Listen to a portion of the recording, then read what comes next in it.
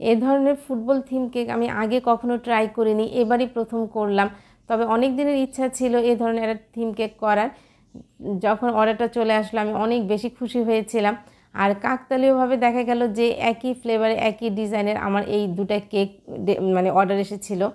আর তারা আমাকে একটা রেফারেন্স পিকচার দিয়েছিল একজন, সেই পিকচারটা দেখে আমার খুব একটা বেশি ভালো লাগেনি।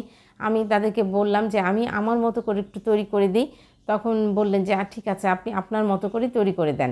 আরেকজন কোনো রেফারেন্স পিকচার দেননি, শুধু বলেছিলেন যে বাচ্চাটা আর্জেন্টিনা সাপোর্টার, আপনি সেটা চিন্তা করে তাকে একটা থিম কেক তৈরি করে দেন।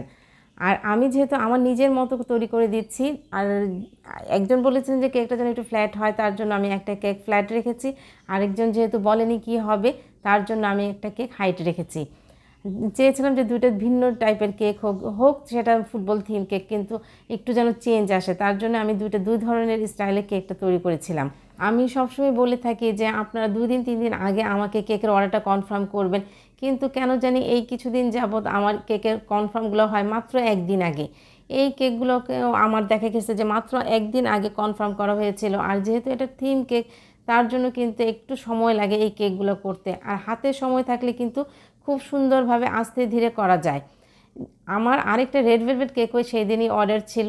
আমার দেখা গেছে যে এই কাজগুলো করতে অনেক সময় লেগেছিল, সেই কেকটাও কিন্তু আমাকে মাত্র একদিন আগেই কনফার্ম করেছিল।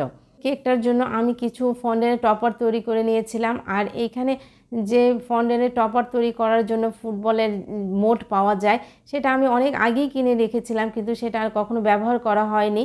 আর আমি বের করে দেখিও নেই সেটা কীরকম। কিন্তু আমার কেকের যখন সব কিছু তৈরি হয়ে গিয়েছিল আমি ফ্রিজে রেখে দিয়েছিলাম। যখন আমি ফন্ডেন্টে কাজ করতে গেলাম, দেখলাম যে তারা যে আমাকে কাটারগুলো দিয়েছিল সেগুলো একটু ভুল ছিল। দেখা গেছে যে ওখানে যে কাটারগুলো ছিল সেটা কিছুতেই পাজলগুলো মিলছিল না। তখন আমার খুব মন খারাপ হয়ে যায় যে এখন কি করব, কিভাবে আমি এই কাজটা শেষ করব। তখন আমার মেয়ে আমাকে বলল, ঠিক আছে আমি তোমাকে একটা কাটার তৈরি করে দিই। তখন সে এরকম প্লাস্টিক দিয়ে আমাকে একটা কাটার তৈরি করে দেয়, এবং সেটা দিয়ে আমি খুব ইজিলিভাবে এই কেকের টপারগুলো তৈরি করতে পেরেছিলাম। প্রতিটি কেক তৈরি করার সময় দেখা যায় আমি কিছু না কিছু শিখি। আমার কাজ করার পর আমার মেয়েরা জিজ্ঞেস করে, এই কেকটা তৈরি করে তুমি কি কি শিখলা।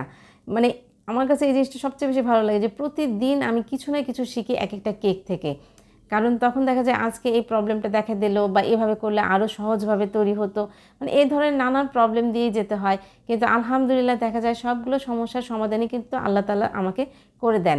এই কেক দুটো দেখে আপনাদের কাছে হয়তো মনে হতে পারে যে খুব ইজিভাবে আমি এই ফন্ডেনে কাজগুলো করেছিলাম, অর্থাৎ টপারগুলো তৈরি করেছিলাম, কিন্তু আসলে কিন্তু তা না। এই একটা ফুটবল ছিল এইখানে ফন্ডেনের, আরেকটা ছিল নন এডিবল। ফন্ডেনের ফুটবলটা তৈরি করতে কিন্তু অনেক সময় লেগেছিল। আর প্রতিটা কাজই কিন্তু নিখুঁতভাবে করতে হলে অনেক সময়ের প্রয়োজন হয়। আর আমি চেষ্টা করি একটু সময় নিয়ে সুন্দরভাবে করার। জানি না করতে পারি কি না, তবে আমি চেষ্টা করে যাই। আপনাদের সাথে কথা বলতে বলতে কেকের ডেকোরেশনটা প্রায় শেষ করে ফেললাম। কেমন হলো অবশ্যই কমেন্টস করে জানাবেন। সবাই আমার এই পেজটাকে ফলো করবেন, লাইক দিয়ে আমার পাশে থাকবেন। আল্লাহ হাফেজ।